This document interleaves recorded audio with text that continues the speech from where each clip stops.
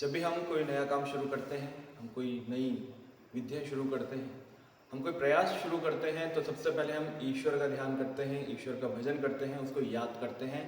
ऐसे ही जब भी हम योग अभ्यास प्रारंभ करते हैं, योग की कक्षाएं प्रारंभ करते हैं, तो उसके लिए ईश्वर की वंदना करते हैं, ईश्वर को याद करते हैं। इसके अलग अलग रास्ते हैं, इसी को हम प्रार्थना कहते हैं। कभी भी आप कोई चाहे आप एक आसन करें, एक प्राणायाम करें या पूरे एक सेशन करें, प्रार्थना अवश्य करें, अवश्य करवाएं। क्योंकि आजकल देखा गया है, क्योंकि हमारे छात्र हमसे जुड़े हुए हैं, तो एक समस्या आती है कि सामने वाले जो क्लाइंट है या जो योग का जिज्ञासु जो प्रैक्टिस कर रहा है, वही कह रहे हैं कि प्रार्थना मत कराइए या प्रार्थना नहीं करेंगे, बोर हो रहे हैं। नहीं, आपको प्रार्थना करनी पड़ेगी, करानी पड़ेगी, क्योंकि बहुत आवश्यक है ईश्वर को याद करना, ईश्वर से जुड़ना। हम योग के अभ्यासी हैं, योग के छात्र हैं। अगर हम इसमें सात्विकता नहीं रखेंगे, आध्यात्म की इसमें शिक्षा नहीं होगी, तो कहीं ना कहीं हम योग से हट जाएंगे, हम सिर्फ एक फिजिकल एक्टिविटी तक ही सीमित रह पाएंगे। इसलिए जब भी आप अभ्यास शुरू करें तो प्रार्थना जरूर करें। प्रार्थना कैसे करी जाएगी, क्या क्या इसमें होना चाहिए, उसी विषय में आज मैं आपको बताने वाला हूं। मैं डॉक्टर आशीष डोभाल आपका स्वागत करता हूं हमारे आज के इस वीडियो में।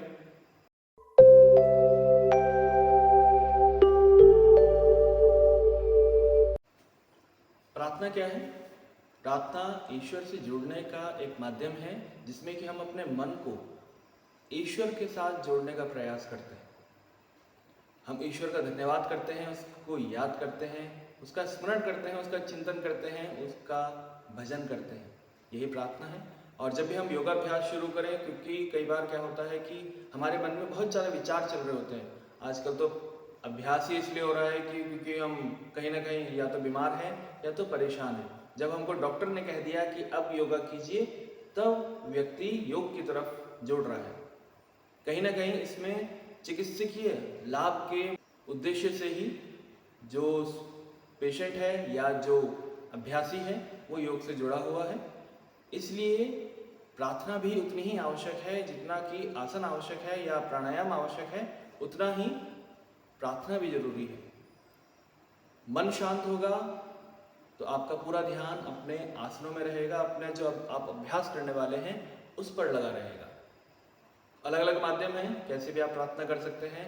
आप सबसे पहले तो सुखासन या पद्मासन में बैठ सकते हैं, कमर गर्दन सीधी रहेगी। अगर आप नीचे बैठने में असमर्थ हो कि नीचे नहीं बैठ सकते हैं, घुटनों में पेन रहता है, तो आप कुर्सी में बैठकर या कमर को सीधा रखते हुए किसी टेबल पे या कहीं भी, आपकी बस कमर सीधी रहे, क्योंकि स्पाइन सीधा होना बहुत जरूरी है।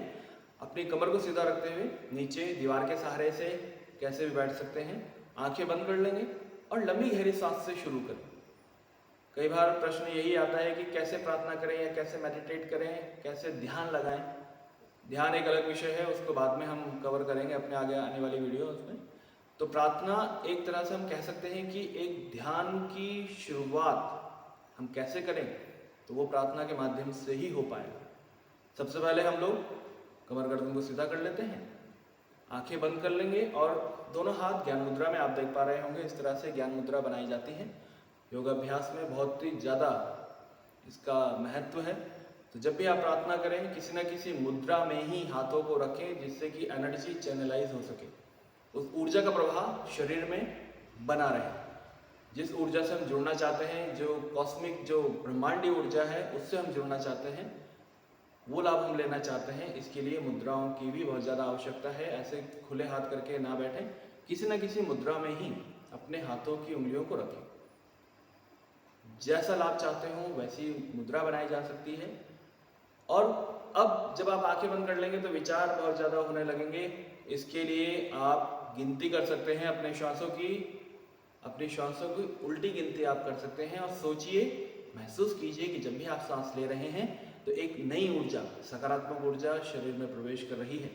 और जब सांस छोड़ रहे हैं तो सारे रोग, व्याधियां, बीमारियां, जो भी नेगेटिविटी है, जितने भी बुरे थॉट्स हैं, वो शरीर से दूर जा रहे हैं। कुछ देर श्वासों पर ध्यान करने के बाद, श्वासों पर एकाग्रता लाने के बाद अपने मन को आज्ञा चक्र, दोनों भवों के मध्य, यहाँ पर आज्ञा चक्र इसका स्थान है, इस एरिया में अपने ध्यान को लेकर आए। अपने इष्ट का दर्शन करें, जिस भी नाम रूप में आप उसको मानते हो, साकार, निराकार, ज्योति रूप, गुरु, जिसको आप भजते हैं, उनका दर्शन करने का प्रयास अपने आगे चक्र पर करें। उनके दर्शन से आपको जिस आनंद की अनुभूति प्राप्त होती है उसको महसूस करें। अनुभव आपको ही करना है, सामने वाला सिर्फ बोल सकता है, बता सकता है, प्रयास आपका होगा।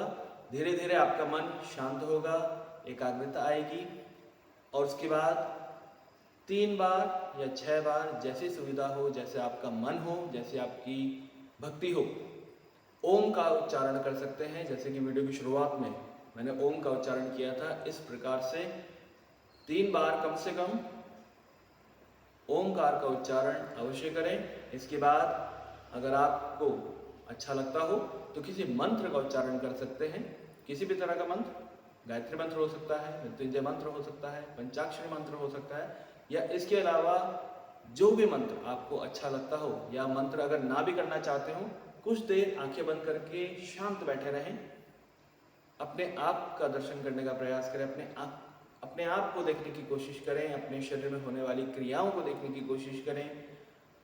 कुछ देर इसी तरह शांत रहें।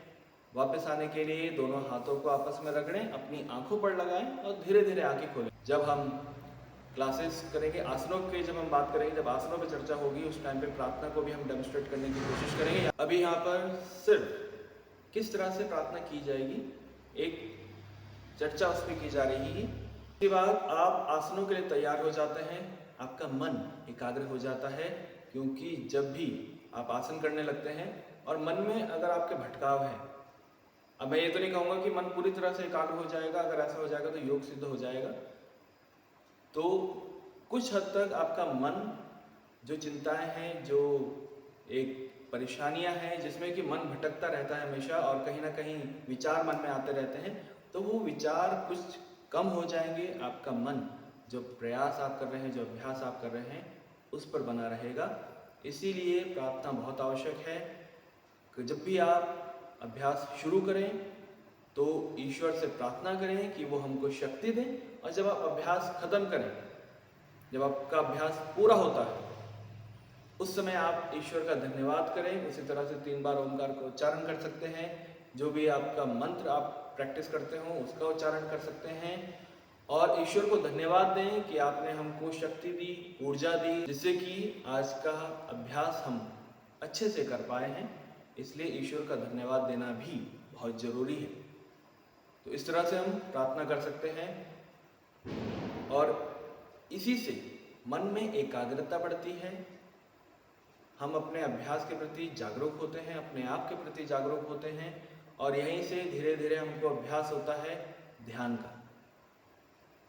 तो ऐसे ही और इन्फॉर्मेटिव वीडियोस आपके लिए आगे लेकर आते रहेंगे। अगर इस टॉपिक से रिलेटेड आपका कोई प्रश्न हो तो आप कमेंट बॉक्स में अपने प्रश्न छोड़ सकते हैं। किसी का कोई डाउट होता हो वो कमेंट में मुझे बताइए। आगे आने वाली वीडियोस में या किसी लाइव के माध्यम से हम उन डाउट्स को क्लियर करने की कोशिश करेंगे। आशा करते हैं कि ये वीडियो आपके लिए बेनिफिशियल रही होगी। ऐसे ही और टॉपिक्स के साथ फिर से आपसे मिलूँगा। धन्यवाद।